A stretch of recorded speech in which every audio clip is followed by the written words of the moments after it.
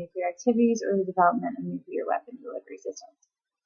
3. Any person or entity acting on behalf of or at a discretion of any person or entity in subsection 13bi and or subsection 13b2, or by entities owned or controlled by them. And 4. Any person or entity acting on behalf or at the discretion of the individuals or entities of the Islamic Revolutionary Guard Corps designated pursuant to RES 1929-2010.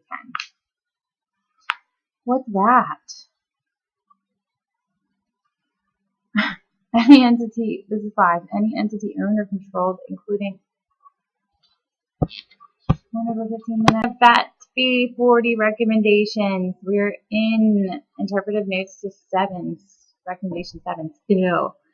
And I'm on page, I don't even know, but I'm at B, resolutions 1737, 47, 1803, and 1929. There's like all this legislation about how Iran's nuclear activities are designated as unlawful terrorist activity. So rather than read every which way you could be involved with these activities, I'm just going to skip to the next directive. Oh no, there aren't any more directives in there that are being explained. So we're going right into the interpretive note for recommendation 8 on page 50. That was 4. Yeah, 54. The introduction. Nonprofit organizations, NPOs, play a vital role in the world economy and in many national economies and social systems. Their efforts complement the activity of the governmental and business sectors in providing essential services, comfort, and hope to those in need around the world. The ongoing international campaign against terrorist financing has unfortunately demonstrated, however, that terrorists and terrorist organizations exploit the NPO sector to raise and move funds, provide logistical support, encourage terrorist recruitment, or otherwise support terrorist organizations and operations. This misuse not only facilitates terrorist activity, but also undermines donor confidence and jeopardizes the very integrity of NPOs. Therefore, protecting the NPO sector from terrorist abuse is both a critical component of the global fight against terrorism and a necessary step to preserve the integrity of NPOs. 2. NPO may be vulnerable to abuse by NPOs, that is, may be vulnerable to abuse by terrorists for a variety of reasons. NPOs enjoy the public trust, have access to considerable sources of funds, and are often cash intensive. Furthermore, some NPOs have a global presence that provides a framework for national and international operations and financial transactions, often within or near those areas that are most exposed to terrorist activity. Depending on the legal form of the NPO in the country, NPOs may often be subject to little or no governmental oversight. For example, registration, record-keeping, reporting and monitoring, or few formalities may be required for their creation. For example, there may be no skills or starting capital required, no background checks necessary for employees. Terrorist organizations have taken advantage of these characteristics of NPOs to infiltrate the sector and misuse NPO funds and operations to cover for or support terrorist activity. B. Objectives and general principles. 3. The objective of recommendation 8 is to ensure that NPOs are not misused by terrorist organizations. I. To pose as legitimate entities, and 2. To exploit legitimate entities as conduits for terrorist financing, including the purpose of escaping asset freezing measures, or 3. To conceal or obscure the clandestine diversification of funds intended for legitimate purposes but diverted for terrorist purposes. In this interpretive note, the approach taken to achieve this objective is based on the following general principles. A. Past and ongoing abuse of the NPO sector by terrorists and terrorist organizations requires countries to adopt measures both I. To protect the sector against such abuse, and 2. To identify and take effective action against those NPOs that either are exploited by or actively support terrorists or terrorist organizations. B. Measures adopted by countries to protect the NPO sector from terrorist abuse should not disrupt or discourage legitimate charitable activities. Rather, such measures should promote transparency and engender greater confidence in the sector across the donor community and with the general public. As charitable funds and services reach intended legitimate beneficiaries, systems that promote achieving a high degree of transparency, integrity, and public confidence in the management and functioning of all NPOs are integral to ensuring the sector cannot be misused for terrorist financing. C. Measures adopted by countries to identify and take effective action against NPOs that either are exploited by or actively support terrorists or terrorist organizations should aim to prevent and prosecute as appropriate terrorist financing and other forms of terrorist support.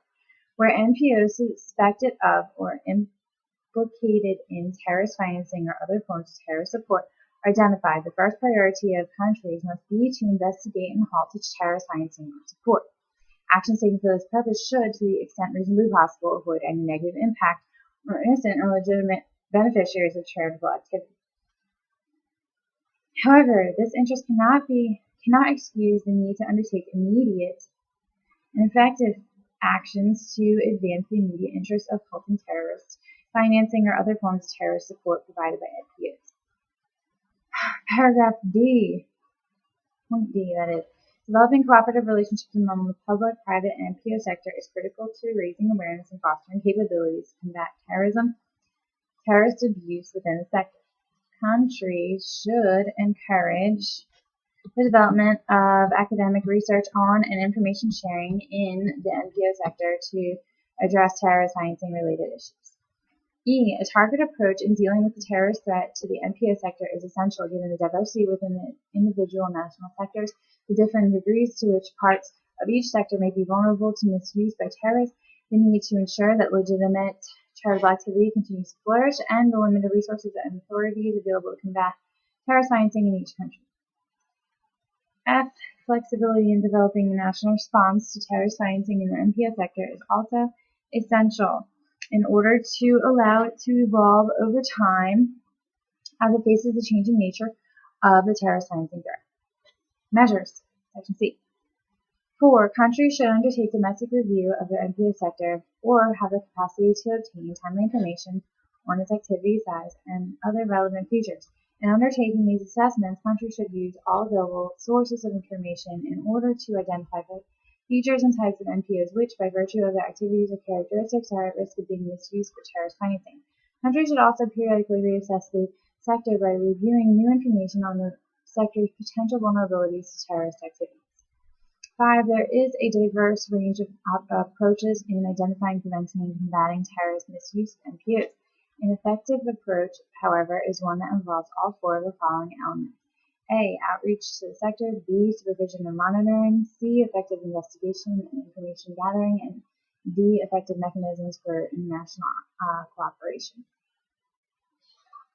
The following measures represent specific actions that countries should take with respect to each of these elements in order to protect their NPO sector from terrorist financing abuse.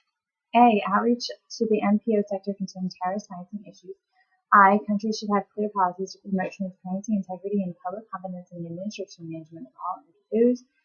2. Countries should encourage or undertake outreach programs to raise awareness in the NPO sector about the vulnerability of NPOs to terrorist abuse and terrorist financing risks, and the measures that NPOs can take to protect themselves against each abuse. 4. Countries should encourage NPOs to conduct transactions via regulated financial channels where feasible, keeping in mind the varying capacities of financial sectors in different countries and in different areas of urgent, charitable, and humanitarian concerns. B. Supervision of monitoring of the NPO sector. Countries should take steps to promote effective supervision or monitoring of their NPO sector. In practice, countries should be able to demonstrate that the following standards apply to NPOs, which account for I. A significant portion of the financial resources that under control of the sector, and 2. The substantial care of the sector's international activities. I. NPOs should maintain information on I. The purpose and objectives of their state activities, and 2. The identity of the persons who own, control, or direct their activities, including senior officers, board members, and trustees. This information should be publicly available either directly from the NPO or through appropriate authorities. 2. MPOs should issue annual financial statements that provide detailed breakdowns of incomes and expenditures. 3. MPOs should be licensed or registered. This information should be available to competent authorities. 4. MPOs should have appropriate controls in place to ensure that all funds are fully accounted for and are spent in a manner that is consistent with the purpose and objectives of the MPO's stated activities. 5. MPOs should follow a Know Your Beneficiaries and Associate MPO rule, which means that the MPO should make best efforts to confirm the identity, credentials, and good standing of their beneficiaries and associate MPOs. MPOs should also undertake best efforts to document the identity of their significant donors and to respect donor confidentiality. MPOs should maintain for a period of at least 5 years records of domestic and international transactions that are sufficiently detailed to verify that funds have been spent in a manner consistent with the purpose and objectives of the organization, and should make these available to competent authorities upon appropriate authority.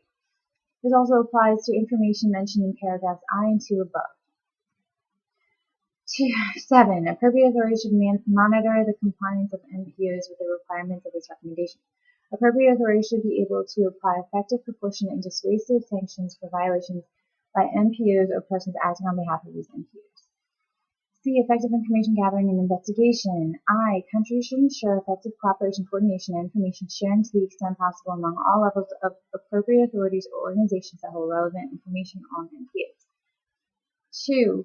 Countries should have investigative expertise and capability to examine those MPOs suspected of either being exploited by or actively supporting terrorist activity or terrorist organization. 3. Countries should ensure that full access to information on the administration and management of a particular MPO, including financial and programmatic information, may be obtained during the course of the investigation.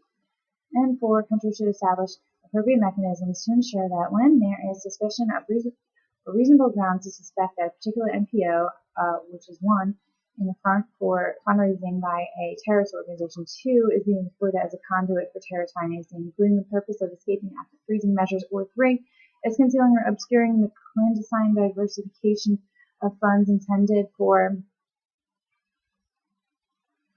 legitimate purposes but redirected for the benefit of terrorists or terrorist organizations. This information is promptly shared with relevant competent authorities in order to take preventative or investigative action.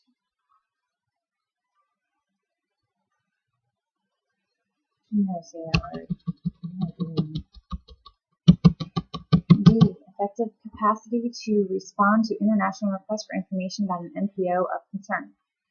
Consistent with recommendations on international cooperation, countries should identify appropriate points of contact and procedures to respond to international requests for information regarding particular MPOs suspected of terrorist financing or other forms of terrorist support. Section D. Resources for supervision, monitoring, and investigation. 6. Countries should provide their appropriate authorities responsible for supervision, monitoring, and investigation of the MPO sector with adequate financial, human, and technical resources.